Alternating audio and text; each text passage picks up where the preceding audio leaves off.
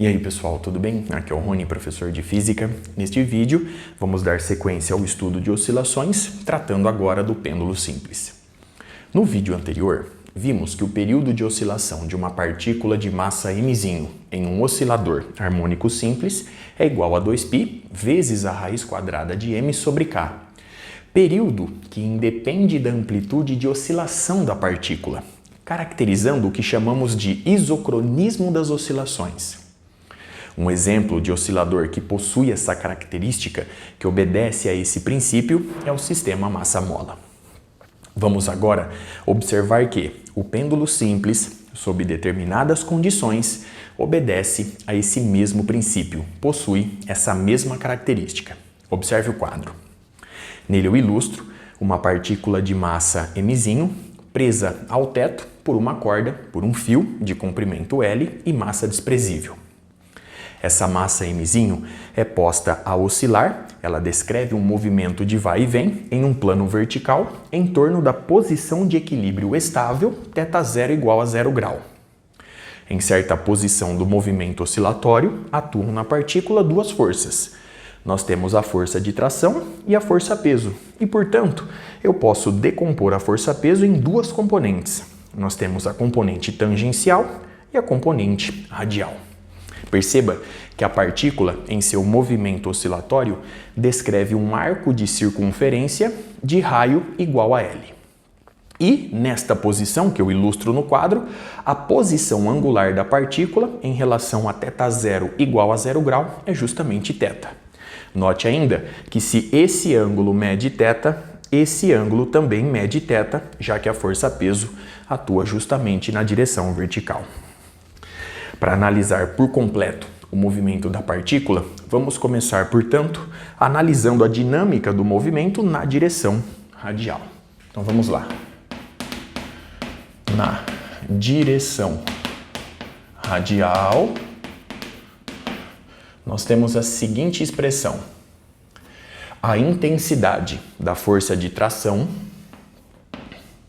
menos a intensidade da componente radial da força-peso é igual à resultante centrípeta. Sendo assim, a intensidade da força de tração menos a intensidade da componente radial da força-peso é igual a massa vezes a aceleração centrípeta. Muito bem? Observando a figura, vemos que o cosseno de θ, observe atentamente esse triângulo retângulo que eu aqui ilustro. O cosseno de θ é o cateto adjacente, ou seja, a componente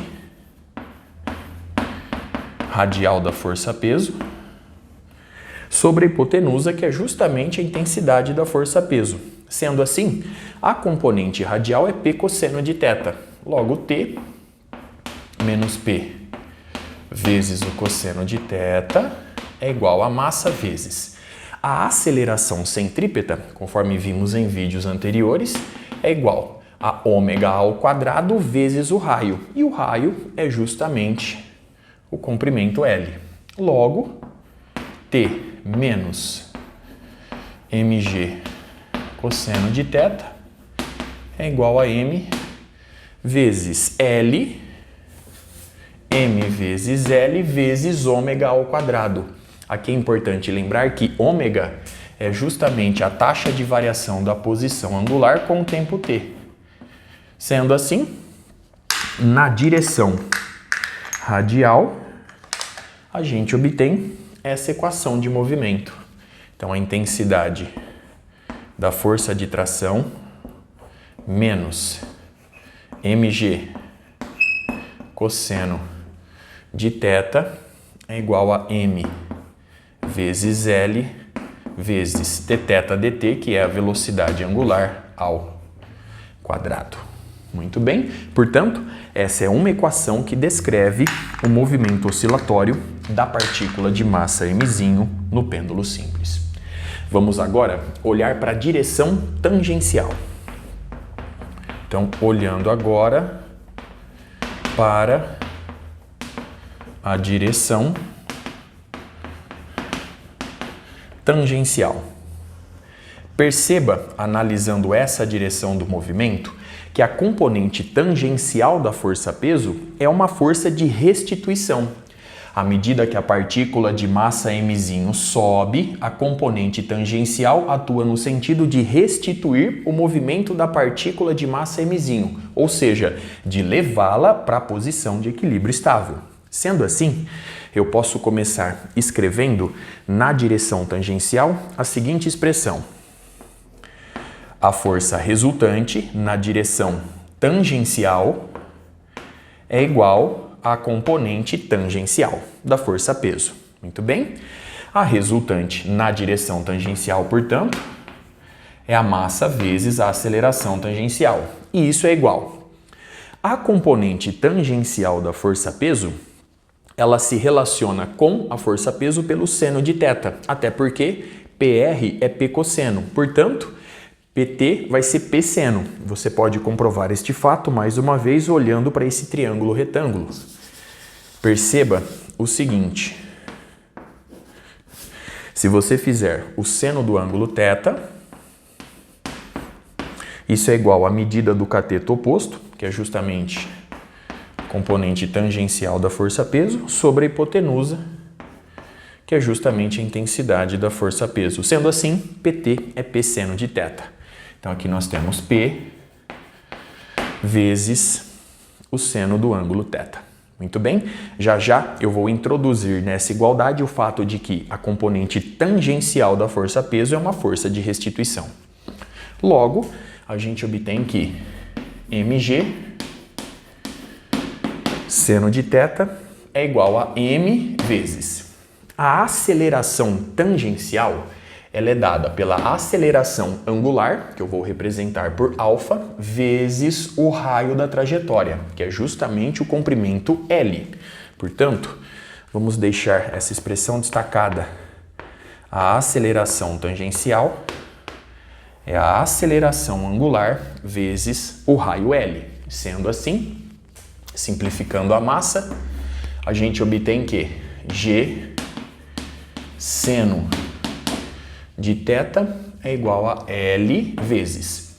A aceleração angular é dada pela derivada de segunda ordem da posição angular θ em relação ao tempo t. Logo, a derivada de segunda ordem da posição angular θ em relação ao tempo é igual. Então, nós temos G sobre L vezes o seno de θ. Como a componente tangencial da força-peso é uma força de restituição, eu posso agora inserir este fato na igualdade da seguinte forma: d2θ dt2 é igual a menos G sobre L vezes o seno de θ. Então, observe no quadro, portanto, até aqui as expressões obtidas e todo o cálculo realizado. A partir de agora, eu vou impor uma condição muito importante ao movimento oscilatório da partícula de massa mzinho. Eu vou admitir que ela sofre pequenos deslocamentos em torno da posição de equilíbrio estável, de forma que, nessa condição, o seno de θ seja aproximadamente igual a θ. Essa aproximação se torna cada vez melhor à medida que θ se torna menor do que 10 graus. Muito bem? Bom, sabendo disso e retornando a essa equação diferencial, ou seja, supondo que o seno de θ é aproximadamente igual a θ, vemos que θ dois pontos, indicando a derivada de segunda ordem da posição θ em relação ao tempo t, é igual a menos ômega ao quadrado θ. Sendo assim, θ dois pontos mais ômega ao quadrado θ é igual a zero. Essa equação diferencial nós já conhecemos e, inclusive, nós já resolvemos essa equação diferencial no estudo do oscilador harmônico simples. Portanto, eu vou apenas apresentar a solução geral. Nessa equação diferencial, portanto, θ vai variar com o tempo t da seguinte forma. Nós temos um θA, denotando a amplitude de oscilação. Lembre-se, pequena o suficiente para que essa aproximação seja válida. Então, nós temos um θA que multiplica o seno de ômega-t, o seno de ômega-t menos um ângulo de fase inicial, θ0, de forma geral. Nessa expressão, ômega, conforme você pode comparar as expressões, ômega ao quadrado é igual a g sobre L. Portanto, ômega é a raiz quadrada de g sobre L. Ômega representando a frequência angular do movimento oscilatório da partícula de massa mzinho. Agora, nós sabemos que ômega é igual a 2π sobre o período de oscilação. Sendo assim, nós vamos obter que 2π sobre o período é igual a raiz quadrada de g sobre L, logo, isolando o período tal, vemos que tal é igual a 2π vezes a raiz quadrada de L sobre G. Perceba, eu reforço, que essa expressão é válida para pequenos deslocamentos em torno da posição de equilíbrio estável θ0 igual a 0 grau. E conforme eu disse no início do vídeo, aplicando essa condição, o período do pêndulo simples independe da amplitude de oscilação da partícula de massa mzinho, caracterizando o isocronismo das pequenas oscilações da partícula de massa mzinho. Então, observe no quadro mais uma vez as expressões obtidas e o cálculo realizado. Vamos agora para as considerações de energia. Para fazer isso, eu vou arrumar um espacinho no quadro, já já estou de volta. Dando sequência, vamos começar, portanto, calculando a energia cinética. Em certa posição do movimento da partícula de massa mzinho, eu posso escrever que a energia cinética T é igual a 1 sobre 2 vezes a massa vezes a velocidade da partícula ao quadrado. Logo, nós vamos obter 1 sobre 2 vezes mzinho vezes a velocidade da partícula é dada por ômega vezes L, e eu elevo ao quadrado. Logo, a energia cinética T, não confunda agora T com a força de tração, é igual a 1 sobre 2 vezes m vezes L ao quadrado vezes ômega ao quadrado. Sendo assim, a energia cinética, dando o devido destaque, é 1 sobre 2 vezes m vezes L ao quadrado vezes ômega, que é a derivada de θ em relação ao tempo, e aí eu elevo ao quadrado. Muito bem? A outra forma de energia existente no movimento é a energia potencial gravitacional. Eu vou admitir, portanto, que o nível zero de energia potencial gravitacional coincide com a posição de equilíbrio estável θ0 igual a 0 grau, conforme eu ilustro no quadro. Sendo assim, a energia potencial gravitacional da partícula de massa mzinho em certa posição do movimento oscilatório é igual a massa vezes o módulo da aceleração da gravidade local vezes a altura, medida, eu reforço, em relação ao nível onde a energia potencial gravitacional é nula. Analisando a figura, vemos que se eu calcular o cosseno de θ, eu vou obter justamente essa medida Hzinho em função de θ. Observe por quê. O cosseno do ângulo θ é a medida do cateto adjacente. Então, perceba que essa medida inteira é igual a L. Portanto, a medida do cateto adjacente, que eu vou representar por CA, é essa que eu ilustro no quadro. Então, o cosseno de θ é a medida do cateto adjacente sobre a hipotenusa, que é justamente L. Agora, a medida do cateto adjacente é justamente o comprimento L menos H. Logo, o cosseno de θ é L menos H sobre L. Então, vamos deixar este fato bem claro no problema. Então, aqui é a medida do cateto adjacente e toda essa medida que eu aqui ilustro é o comprimento do fio. Então, essa medida é justamente L. Logo, o cateto adjacente é L menos H. Bom, a partir dessa igualdade, vemos que L menos H é L vezes o cosseno de θ. Logo, H é igual a L menos L cosseno de θ. E, portanto, H é igual a L que multiplica 1 menos o cosseno de θ.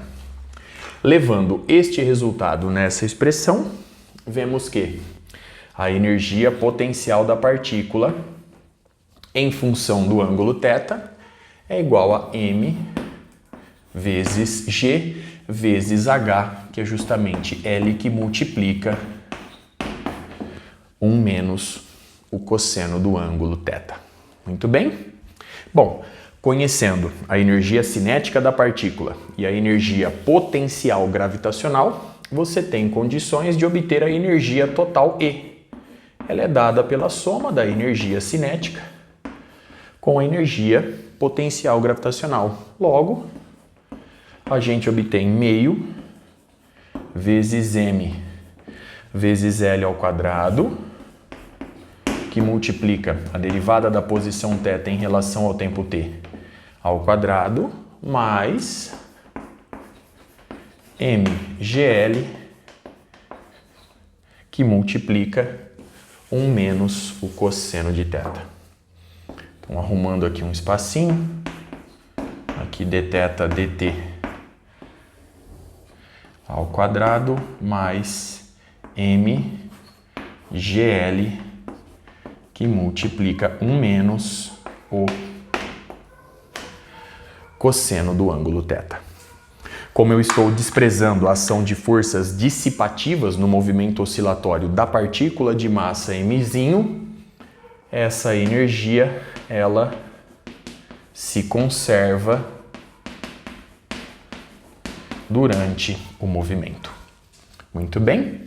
Vamos agora aplicar a condição de pequenos deslocamentos em torno da posição de equilíbrio estável θ0 igual a zero. Essa expressão, ela fornece a energia mecânica para qualquer valor de θ. Agora, eu vou aplicar justamente o fato de que seno de θ é aproximadamente igual a θ. Nesta condição, o cosseno de θ também tem a sua aproximação. Então, eu vou ilustrar esse fato aqui. Então, vamos começar aqui essa análise. Para pequenos desvios em torno da posição de equilíbrio estável, seno de θ é aproximadamente igual a θ. E o cosseno de θ, ele é aproximadamente igual a 1 menos θ ao quadrado sobre 2. Levando esses resultados na expressão da energia mecânica, a gente obtém que E é igual. Então vamos lá. Nós temos meio de m L ao quadrado, derivada da posição θ em relação ao tempo ao quadrado, mais. Então agora, note o seguinte, nós temos aqui 1 menos o cosseno de θ. Então 1 menos o cosseno de θ é θ ao quadrado sobre 2. Portanto, meio de mgl vezes θ elevado ao quadrado. Agora, conforme vimos há pouco, ômega elevado ao quadrado, então aqui é importante recordar que ômega é 2π dividido pelo período, então ômega ao quadrado é G sobre L. Logo, eu vou substituir L por G sobre ômega ao quadrado, ou melhor, eu vou substituir G aqui por L ômega quadrado. Então, nós vamos obter, portanto, que a energia mecânica E, considerando agora pequenos deslocamentos em torno da posição de equilíbrio estável, θ0 igual a zero, é igual. Então, nós temos meio vezes ml quadrado dθ dt ao quadrado mais agora, então G é ômega quadrado L, então G é ômega ao quadrado L, então meio de M, aqui L quadrado ômega ao quadrado, θ elevado ao quadrado. Muito bem, perceba que ao substituir G por L vezes ômega ao quadrado, L aparece ao quadrado. Portanto, eu reforço, considerando pequenos deslocamentos em torno da posição de equilíbrio estável, a gente obtém essa expressão para energia mecânica ou energia total da partícula de massa mzinho. Energia, eu reforço, que se conserva, pois eu estou desprezando a ação de forças dissipativas durante o movimento. Muito bem? Agora, uma última análise aqui requer a nossa atenção para que a gente possa recuperar resultados importantes obtidos no estudo do oscilador harmônico simples. Perceba o seguinte: se eu admitir que a partícula de massa mzinho, em seu movimento oscilatório, está justamente na posição em que ela inverte o sentido do movimento, ou seja, ela está na posição θ igual a θA, em que θA representa a amplitude angular do movimento, a velocidade nessa posição vai para zero. Consequentemente, a energia cinética é nula. Logo, a energia mecânica E fica dada por, se a energia cinética vai para zero, a gente obtém nessa posição meio de M L ao quadrado ômega ao quadrado vezes θA ao quadrado. Perceba, analisando essa expressão, que a energia mecânica da partícula independe do tempo, resultado que era de se esperar, pois ela se conserva. E ao mesmo tempo, então vamos registrar esse fato, a energia mecânica independe do tempo t, e ao mesmo tempo, a energia mecânica é diretamente proporcional à amplitude de oscilação do movimento ao quadrado, característica de osciladores lineares. Muito bem? Observe uma última vez no quadro, portanto, os resultados obtidos, toda a análise realizada. Com isso, eu encerro este vídeo. Até a próxima.